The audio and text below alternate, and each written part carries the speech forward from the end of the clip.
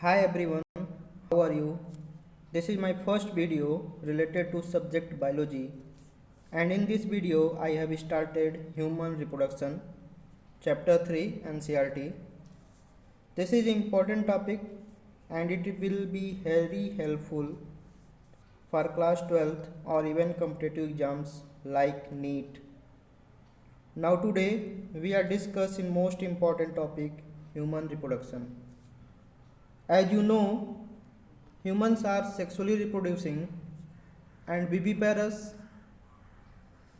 The reproductive events in human includes formation of gametes, that is process is known as gametogenesis, sperms in male and ovum in female, transfer of sperms into the female genital tract, and that process is known as insemination, and fusion of male and female gametes, that process is known as fertilization, and that forms zygote.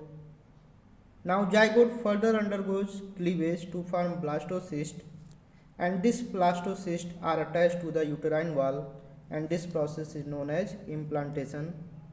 Further embryonic development and later on delivery of the baby takes place, and that the process is known as parturition.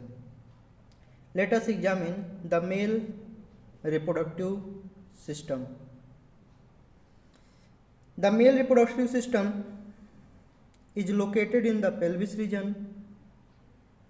It includes a pair of testes, accessory ducts, accessory glands, and external genitalia.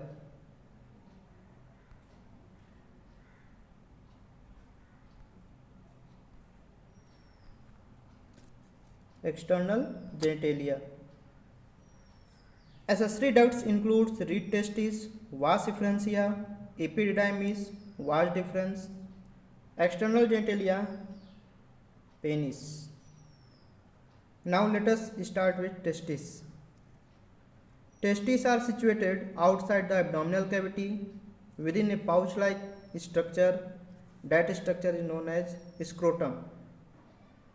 Scrotum helps in maintaining the low temperature of the testis, that is 2 to 2.5 degrees Celsius lower than the normal internal body temperature, which is necessary for spermatogenesis. In adult, each testis is oval in shape with a length of about 4 to 5 centimeter and width 2 to 3 centimeter. The testis is covered by a dense covering capsule called tunica albuginea. Each testis has 250 compartments, and these compartments are known as testicular lobules. Each lobules contain 1 to 3 highly coiled seminiferous tubules in which sperms are produced. Each seminiferous tubule is lined on its inside by two types of cells called male germ cells and Sertoli cells. The male germ cells undergo meiotic division, finally leading to sperm formation, while Sertoli cells provide nutrition to the germ cells. The region outside the seminiferous tubules, called interstitial space, contain small blood vessels, and interstitial cells are also known as Leydig cell.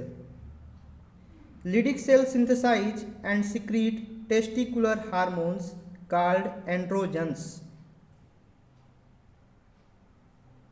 Other immunologically contained cells are also present. Now let us accessory ducts. The male sex accessory duct includes reed testis, vas efferentia, epididymis, and vas deferens.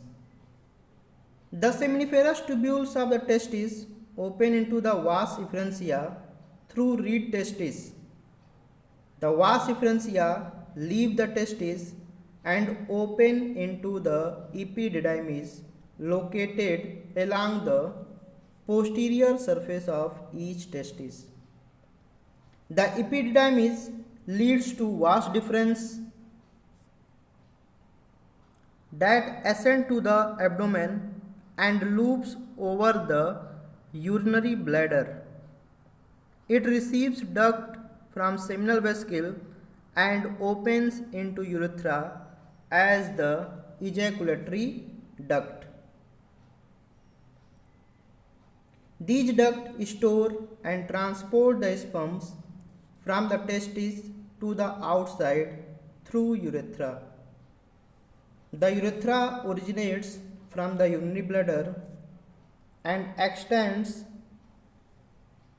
through the penis to its external opening called urethral meatus.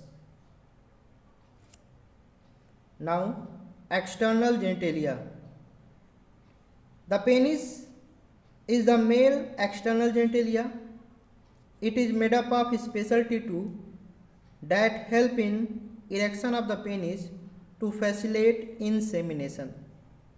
The enlarged end of penis, called the glans penis, is covered by a loose fold of skin called foreskin. Now let us accessory glands. The accessory glands include paired seminal vesicle, prostate glands, and paired bulbourethral glands. Secretion of these glands constitutes the seminal plasma, which is rich in fructose, calcium, and certain enzymes. The secretion of bulbourethral glands are also help in the lubrication of penis. And that is the end of male reproductive system. In the next video, we have discussed female reproductive system. Thank you.